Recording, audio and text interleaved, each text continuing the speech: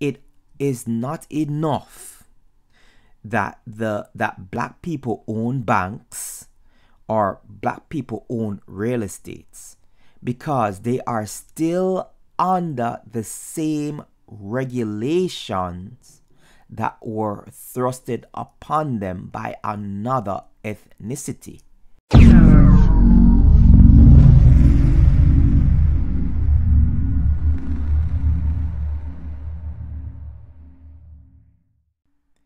Hey everyone, don't forget to hit the like button, subscribe, and also share the video. Hey friends, what's happening? It's the Christian Jamaican Coolie back at it again with another video. It's Labor Day, and I've probably made this video like 3 times over the week, but I'm trying to make this video really short so that it can just get to the point of what I'm talking about. I want to also start another series. This is about the 3rd series I'm going to start. It's going to run side by side simultaneously with the other series that I've started, like with the Black Woman Dilemma Part 1, the series, the Unspoken Conversation series as well. As a matter of fact, I have a video dropping on the Unspoken Conversations video Part 2, and we're gonna get into some relationships. But right now I want to talk about problems black people face, and I made a very long video, and I guess I'm going to break that video down and talk about the points again. But I want to talk about one major problem with the black community that we're facing right now is a housing problem. And I want to go in depth with this. I want to talk about like why we're facing a housing problem in the black community for the last, even say 40 years. The American black community is facing a housing problem, whether it's middle class, lower middle class, down to the lower class people. Upper class people don't really have that much of a problem, and people who are in the upper class as well, upper middle class and upper class, don't have that problem, the aristocratic community. But you see, majority of black people are not in the aristocratic community. Majority of black people aren't superficially highly educated, and those people who are educated, they're only educated to a point where they are working class people such as myself as well. And black people face a lot of problems, and we want to talk about things like the system that I think is still rigged against black people. And even though you have a lot of mouthpieces out in society talking about, oh, the system is no longer rigged against black people, I don't believe that is true. And I'm going to say reasons as to why I don't believe that is true. But at the same time too, I'm not here for black people to behave and to pretend as if we're victims.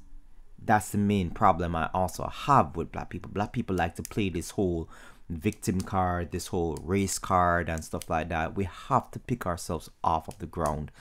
Now, talking about major housing problem, let's talk about gentrification of the poor black community that's happening. And this happened even in my mother-in-law's community.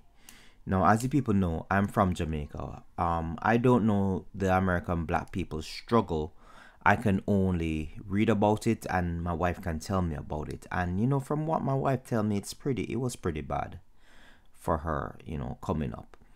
Now, here's what I've seen in the black community in America that I think is a major problem where housing is concerned. Black people treat other black people like trash. I'm gonna say that again. Black people in America treat their own black people like trash, and it's not okay. It's not okay. And you see, the thing about it is this, right? Even though you may have many men and many women in real estate, you're not really finding a lot of black people in those homes that they own. They're renting those homes out to people who are not really say even I mean, I hate to use the term African American, because when you do stuff like that, it's like you're saying to black people in America that you are not really an American and stuff like that, because you never hear white people refer to themselves as European American. And I think that's something that black people as well need to stop doing. It's like they're giving you an identity that you never gave yourself. You understand? They're giving you an identity. So when they call you an African American, they're basically telling you that you don't have that much right to the land, rather than just calling you a straight American. You understand? It shouldn't matter your skin color. You're an American. If you're born on the land, you have just as much right to the land as any other race that lives here, regardless of if they are dominant to the land or not. You understand? That's my personal belief. And when you allow another race to call you African American, that devalues your ownership to land that you were born on, raised on, suffered on, and going through the system on. You understand? They're basically telling you that you're not straight American. You're just you're a little bit American, but you're not American. All right? That's just my little rant sideways. Now, getting back to the point. Why I say black people treat black people poorly is because of this. To me, the credit system, the credit score system, was created to keep black people out from getting bank loans and from getting home, from renting homes. All right. I think that, to me, my personal belief, that the biggest racist system that black people have actually even succeeded in right now is the credit score system. You understand? People make jokes about the credit score system with white people and black people all the time, but they're not looking behind the veil and seeing just how, to me, how racist that system kind of is. You understand? Because look at it. You cannot get certain loans unless you have a certain credit score, which majority of black people are not on the system, or majority of black people don't have a good credit score, so you don't even worry about black people getting loans. You see, at one point in time, they would straight up they wouldn't give black people a loan. But now they have a reason. They say, oh, well, you have to have a certain credit score, which they know a lot of black people don't aspire to getting that score so easily. And you will have to work your butt off. And then when you have to work your butt off to a certain point, now they say that you have to have this certain amount of income. And then when you have that certain amount of income, so it's just like constantly moving the goalpost. My wife and I have, experienced this in terms of trying to get loans. You understand what I'm saying? They'll give you loans to get a car, definitely, easily. But to get a home, which I think is 10 times more beneficial than getting a car, they make you jump through hoops. And even if you pass all of those hoops, you jump through all of those hoops with flying colors, they find some way to deny you the loan. And, it's highly discouraging that you have even banks owned by black people that also deny their own people loans. You have real estate people owned by black women and black women. Majority of them is probably owned by black women. And, as much as you always hear these black women, oh, they're for the black people and stuff like that, they turn around and don't rent it to black people. And I know there are people amongst the community that basically they don't do right by people who, try to give them a hand up. But you cannot turn your back on your own people. You cannot. The Chinese don't do it. The white people don't do it. Other people don't do it. They uplift their people. Why is it that it is very difficult for black people to uplift their own people? All right. Now, the thing about it that the one of the other things I want to say about why, black people don't treat each other right is that, even though we talk about we want to unify and help each other out, is that we turn around and use the same system that was used to keep us out. We use that same system to keep out other black people. And that's a fundamental problem, right? How can you, as a black person, use the same system that was used to keep you out, and then you turn around and say you want to help your fellow man, but you use the same system to keep them out? I'm not saying that we shouldn't have a system of vetting. I'm not saying that we shouldn't have a system of a background check or, whatever it is. But we need to develop our own system that benefits our own people, that helps our own people out. You understand what I'm saying? Why is it that you need credit score from a black person? Like today's day and age, I look at it as, like, I've seen many people with credit scores high and whatever it is destroy properties.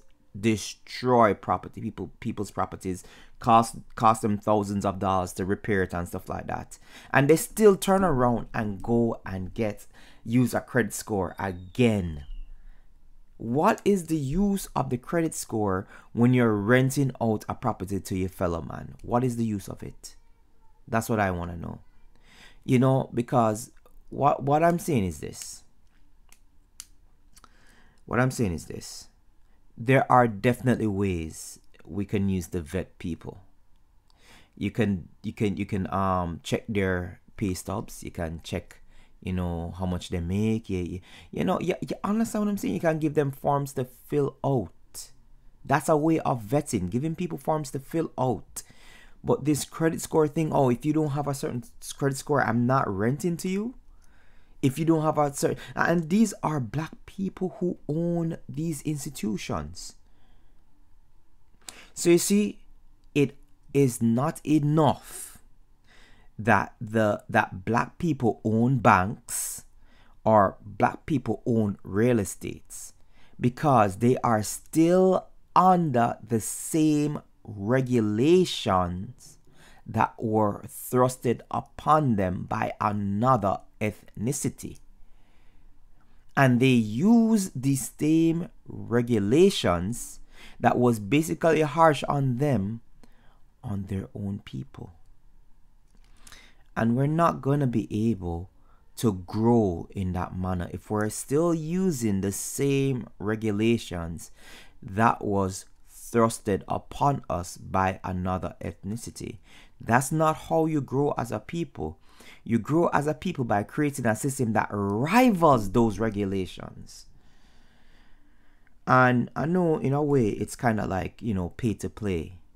You gotta be in the system to basically I don't know what the answer is, but this definitely is not the answer. Like, we can't use the same regulations thrusted upon us on our own people and then turn around and we know for a fact that a lot of black people are not on the credit score system, period. We know a lot of black people just deal with cash money straight. We know a lot of black people don't have good credit scores.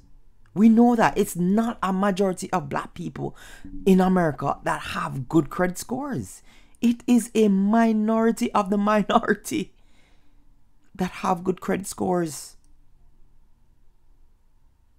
How can we as a people grow if we are even denying our own people housing? Some of these people are working like 2 jobs, whatever it is. You have your single mothers, some of them are real good hustlers and stuff like that. I'm not going to always knock a single mother. Some of them are real hustlers. They're working hard. They're working, jobs, whatever it is. Some of them are worthless. Some men, they're working like real hard. They're hustling and stuff like that. But they can't catch a break. They can't get a decent place to live.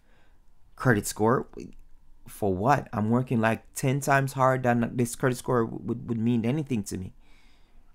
You know what I mean? So my advice is that we should create a system in which we vet our own people, not the system that was thrusted upon us, that was used to keep us out of gaining access to vitally important things like shelter. All right, so this is the Christian Jamaican Coolie. That's my rant for the day. Peace. Blessings. I'll see you next time.